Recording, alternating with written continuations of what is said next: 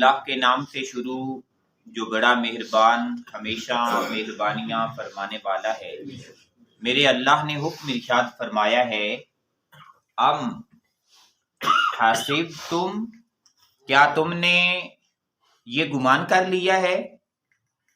کیا یہ تمہارا خیال ہے، ان تدخلوا الجنۃ، کہ تم داخل ہو جاؤ گے جنت میں ایسے ہی، کہ تم جنت میں مفت میں داخل کر دیے جاؤ گے۔ یہاں تک کہ فرمایا وَلَمَّا، اور بہرحال، یَأْتِکُم، نہیں آیا تمہارے پاس، مثل اس کے، الذین، وہ لوگ جو خلو، گزر چکے ہیں، من قبلکم، تم سے پہلے۔ فرمایا وہ آزمائشیں اور وہ امتحانات ان پہلے لوگوں پہ جو گزر چکے ہیں، جو جنت کے حقدار ٹھہرے، تو فرمایا ان کی مثل تو تم پہ ابھی کچھ آیا ہی نہیں، کوئی امتحان، کوئی آزمائش ابھی تم پر گزری ہی نہیں، اور تمہارا کیا خیال ہے کہ تم پھر ایسے ہی جنت میں داخل کر دیے جاؤ گے۔ قرآن کریم بھی میرے اللہ نے عطا فرمایا ہے، تو قرآن نے واضح کر دیا ہے اہل جنت کو بھی اور اہل دوزخ کو بھی، کیونکہ وہ کردار جو جنتی لوگوں کا کردار ہے، اب اس کائنات میں جو اس کردار کو اپنائے گا، ہم کہیں گے کہ بھائی یہ جنتی ہے، لیکن وہ بندہ جو اہل جہنم کے کردار کو اپنا لے گا، جنتی والے لوگوں کے کاموں کو چھوڑ بیٹھے گا، ہم کہیں گے کہ یہ جنت سے دور ہو گیا ہے، کیونکہ قرآن اس بات کا فیصلہ فرما چکا ہے کہ جنت ایمان والوں کے لیے، آمنوا وعملوا الصالحات، اور نیک اعمال کرنے والے لوگوں کے لیے۔ تو جنہوں نے نیک اعمال کیے اور ایمان پہ ثابت قدم رہے، وہ کامیابیاں پا گئے۔ تو فرمایا میرے اللہ نے کہ تمہارا کیا خیال ہے کہ تم ایسے ہی جنت میں داخل کر دیے جاؤ گے، حالانکہ تم پر ایسی کوئی آزمائشیں آئی نہیں۔ فرمایا مستہم، انہیں تو چھوا تھا، الباساء، تکلیف نے، والضراء، اور تنگی نے، اور تنگیوں نے انہیں گھیر لیا، اور یوں گھیر لیا، وزلزلوا، کہ وہ جھنجھوڑے گئے، حتیٰ، یہاں تک کہ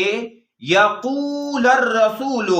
اس دور میں جو رسول تھے وہ بھی پکار اٹھے، والذین، اور وہ لوگ بھی، آمنو،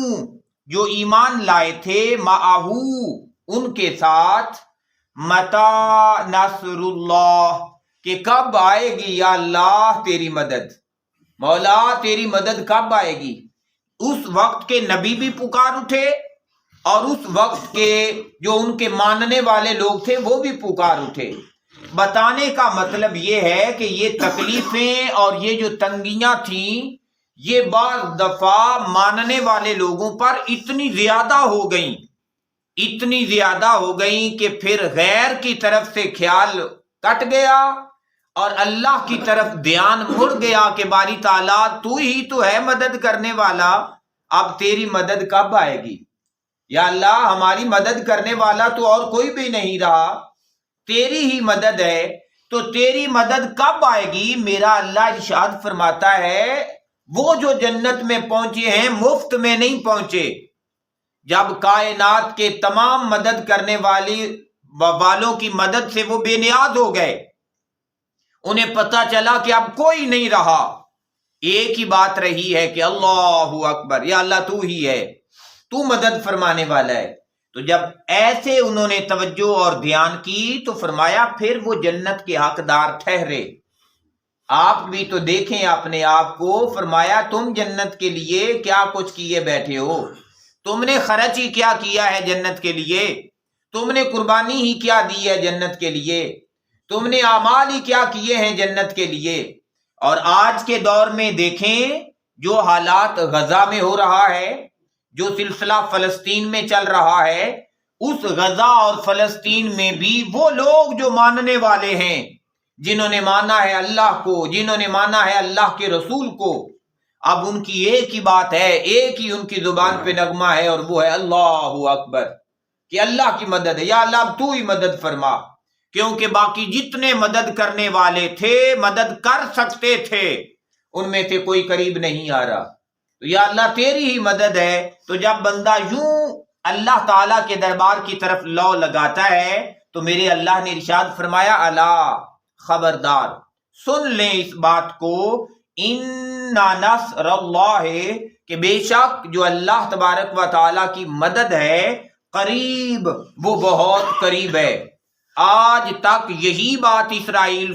سنی تھی کہ اسرائیل اتنی بالخصوص دفاعی حوالہ سے اور جنگی حوالہ سے اتنی طاقت رکھتا ہے کہ دنیا کے سپر پاور بھی اس کا مقابلہ نہیں کر سکتے،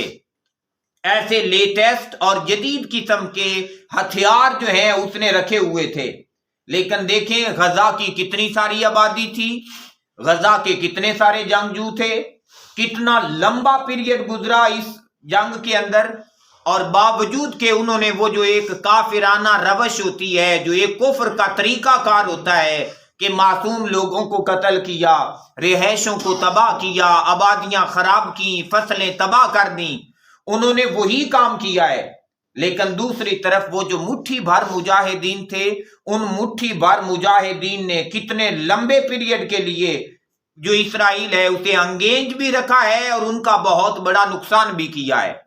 اور یقیناً جنہیں اللہ تبارک و تعالیٰ کی مدد اور نصرت نصیب ہو جاتی ہے، اللہ تبارک و تعالیٰ پھر انہیں کسی صورت گرنے نہیں دیتا۔ اللہ تبارک و تعالیٰ سے دعا ہے کہ میرا اللہ ہم سب کو بالخصوص دنیا کی زندگی میں کچھ ایسا کر جانے کی توفیق اور ہمت عطا کرے جو کم از کم ہمیں جہنم سے بچا لے اور ہمیں جنت تک پہنچا دے۔ اور اللہ تبارک و تعالیٰ بالخصوص فلسطین والوں کی ایسی مدد فرمائے کہ میرا اللہ انہیں خوشحالی والی اور آزادی والی زندگی عطا فرمائے۔ اللہم صلی علی و مولانا محمد، اللہم صلی علی و مولانا محمد وعلی آلہ وصحبہ وبارک وسلم۔